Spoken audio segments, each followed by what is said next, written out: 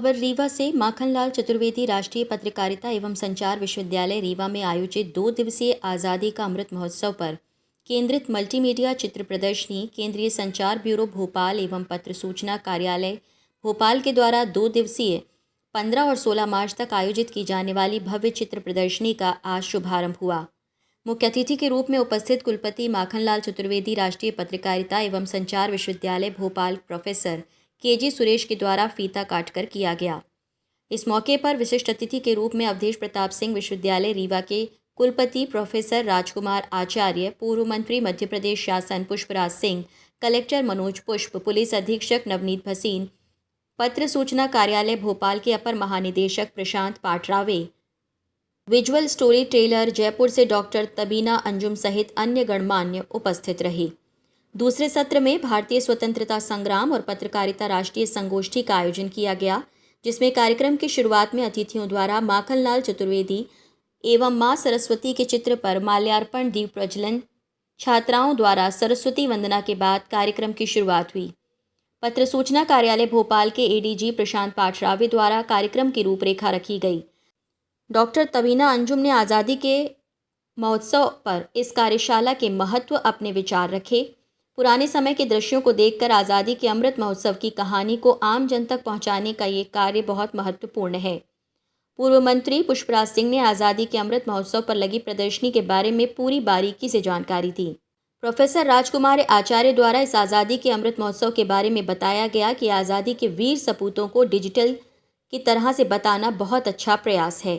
प्रदर्शनी के माध्यम से हम क्षेत्रीय और उन गुमनाम शहीदों वीर सपूतों को जानते हैं जो हमारे देश को आज़ाद कराने में उनका एक बड़ा योगदान रहा।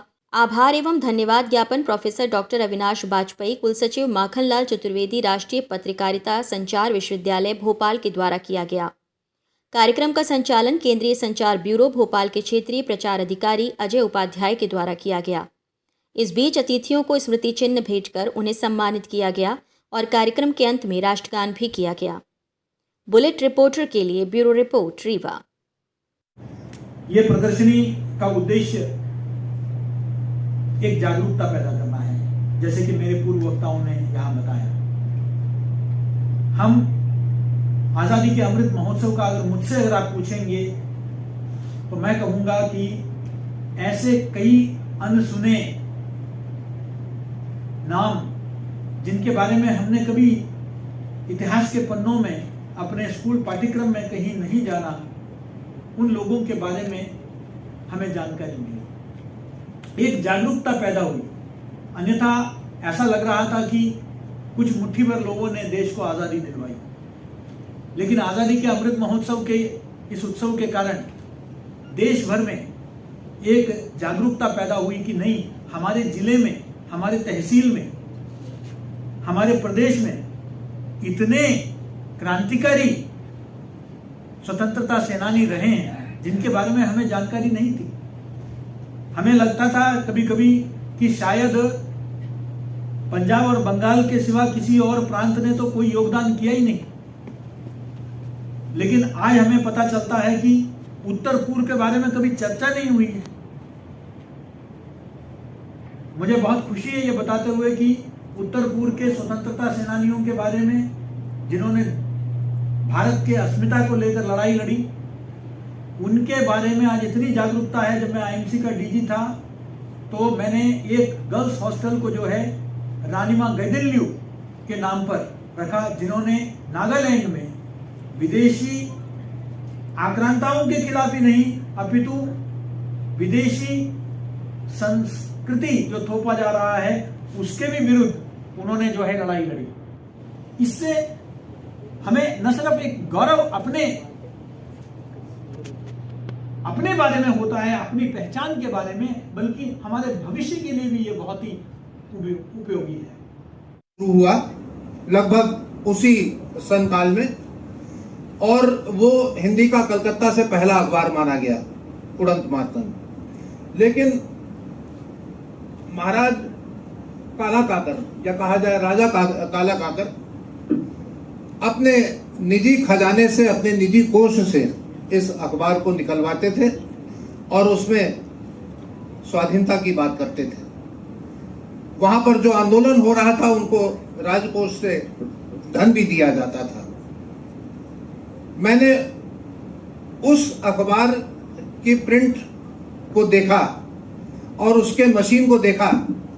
उस समय सिंगल सिलिंड्रिकल मशीन चलती थी, हमारे फिर उसके बाद डबल सिलिंड्रिकल हुई, उसके बाद आपकी मैकेनिकल युग में हम प्रवेश करें। तो उन्होंने वो एक तहखाने में रखी थी ताकि ब्रिटिशर्स उसको देख ना सके और चुपके चुपके वो पूरा काम होता रहे। रीवा से भी एक अखबार निकला जिसको हमारे परिवार ने भी मदद की। वहां से ये कहानी, वो फिर चाहे एनआईपी में नॉर्दर्न इंडियन पत्रिका के बारे में बात करें, चाहे और बहुत सारे अखबारों के बारे में बात करें, लेकिन हैविंग सेड दिस, ये सब कहने के बाद मैं एक बात को कहना चाहूंगा जिसका आगाज आदरणीय हमारे भोपाल में विराजे इंफॉर्मेशन ब्रॉडकास्टिंग डिपार्टमेंट के हमारे प्रकाश साहब ने कहा और उन्होंने किया कि किस प्रकार से आज जो वर्नैकुलर प्रेस चला, आज हम लोग लगभग भूल गए। डिजिटल के आने के बाद, डिजिटल रेवोल्यूशन के आने के बाद हम लोग लगभग भूल गए।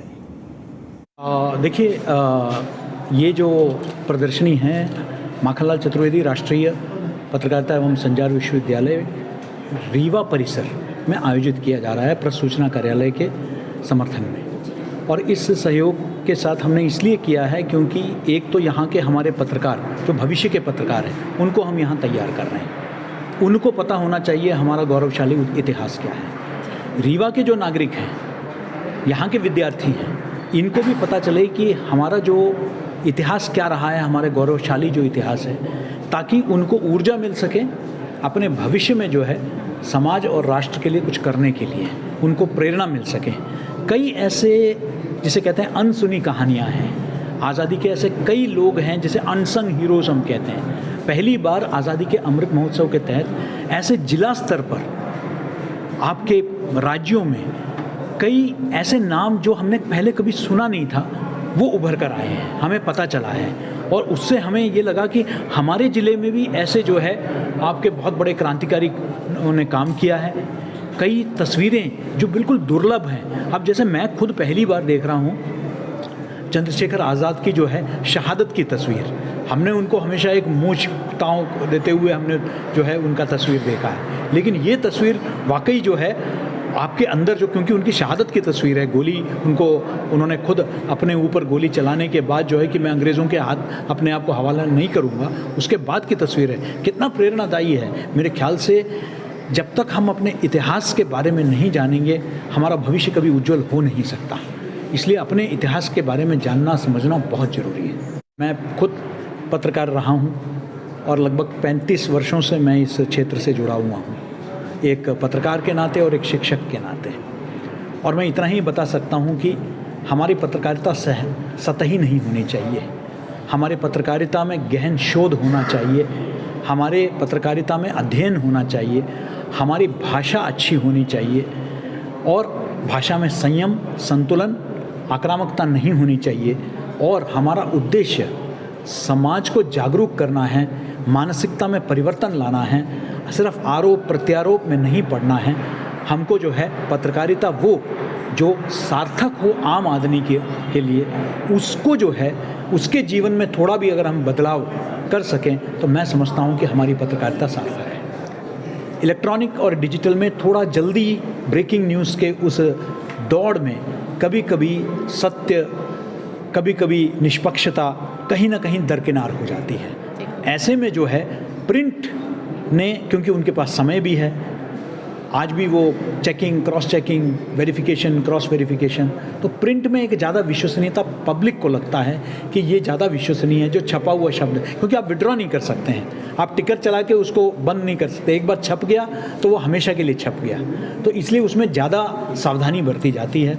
लेकिन मैं समझता हूँ कि आज बहुत जिम्मेदार पत्रकार हर क्षेत्र में हैं और पत्रकारिता का ये विश्वसनीयता बनाए रखना बहुत ज़रूरी है, क्योंकि हम एक फेक न्यूज़ के युग से गुजर रहे हैं, एक फेक नैरेटिव के युग से गुजर रहे हैं। ऐसे में मैं समझता हूँ कि हमारी जिम्मेदारी और बढ़ जाती है कि हमारे जो पाठक हैं, हमारे जो श्रोता हैं, हमारे जो दर्शक हैं, उन तक जो है हम सही बात तथ्यों के आधार पर हम पहुंचा पाएँ। सत्य का अलग परिभाषा हो सकती है, लेकिन तथ्य का एक ही परिभाषा है। केंद्रीय संचार ब्यूरो भोपाल तथा पत्र सूचना कार्यालय, इन्होंने माखनलाल विश्वविद्यालय के साथ मिलकर और भास्कर वृत्त समूह के साथ मिलकर ये 2 दिन की एक मल्टीमीडिया प्रदर्शनी आयोजित की है माखनलाल के रीवा कैंपस में, जिसमें आज़ादी का अमृत महोत्सव इस विषय पर ये मल्टीमीडिया एग्जीबिशन CBC की तरफ से बनाया गया है। ये 2 दिन चलेगा और इसमें स्वतंत्रता संग्राम में जो सारे सेनानियों ने अपनी वीरगति दी है, अपना योगदान दिया है, उनकी वीर गाथाएँ, उनकी कथाएँ अत्यंत सरल तरीके से हमने रखी है। विद्यार्थियों के लिए बहुत महत्वपूर्ण है, ऐसा मैं समझता हूँ। इस प्रदर्शनी के साथ साथ भास्कर समूह और माखनलाल विश्वविद्यालय के साथ मिलकर हमने एक संगोष्ठी भी आयोजित की है, जिसमें पत्रकारिता का स्वतंत्रता संग्राम में योगदान इस विषय पर विविध वक्ता जो है वो अपना पक्ष रखेंगे। इसके साथ साथ भास्कर समूह ने एक फ़ोटोग्राफ़र्स के लिए भी वर्कशॉप यहाँ पे आयोजित की है। तो इस तरीके का कार्यक्रम जो है रीवा में हम लेकर आए हैं। हमें बहुत खुशी है ये कार्यक्रम यहाँ पे ज़्यादा से ज़्यादा लोग देखें तो बहुत अच्छा रहेगा। वो वर्कशॉप जो है वो स्टिल फ़ोटोग्राफ़र्स के लिए हैं जो ऑलरेडी पहले से ही काम कर रहे हैं। तो इसमें दिल्ली से और जयपुर से फ़ोटोग्राफ़ी के एक्सपर्ट्स जो है वो आए हैं, वो अपना अनुभव भी शेयर करेंगे और बाकी लोगों का इसमें मार्गदर्शन भी रहेगा। तो इस तरीके से वो वर्कशॉप होगी। मुझे लगता है कि शिक्षा तो बहुत ज़रूरी है। आपने पत्रकारिता करने से पहले अगर 1 या 2 साल का एक इंटेंसिव कोर्स किया हो पत्रकारिता में, तो पत्रकारिता के बेसिक मूल्य जो हैं वो आपको ज़्यादा अच्छे से समझ में आएंगे। और पत्रकारिता का रोल जो होता है प्रिंट मीडिया में और इलेक्ट्रॉनिक मीडिया में भी, वो समझ में आएगा। इसके साथ साथ मुझे ऐसा लगता है कि सिर्फ एक कोर्स कर लेने से ही सब कुछ व्यक्ति सीख नहीं जाता। पत्रकार का रोल जो है वो समय समय पर बदलता रहा है। अब जैसे पिछले कुछ 5 सालों की ही बात करें तो सोशल मीडिया जो जिस तरीके से उभर के आया है, पत्रकारों के लिए बहुत ज़रूरी है कि वो अपना आर्टिकल जो है उसको सोशल मीडिया के माध्यम से भी लोगों तक डायरेक्टली पहुंचाए और तरह तरह का फीडबैक जो है उसके अनुसार अपने काम को वो बेहतर तरीके से ढाले, ताकि ज़्यादा अच्छी तरीके से वो अपना काम कर सके। नए वीडियोस एवं ताज़ी खबरें मिलती रहें, इसके लिए हमारे चैनल को लाइक, शेयर और सब्सक्राइब करना ना भूलें।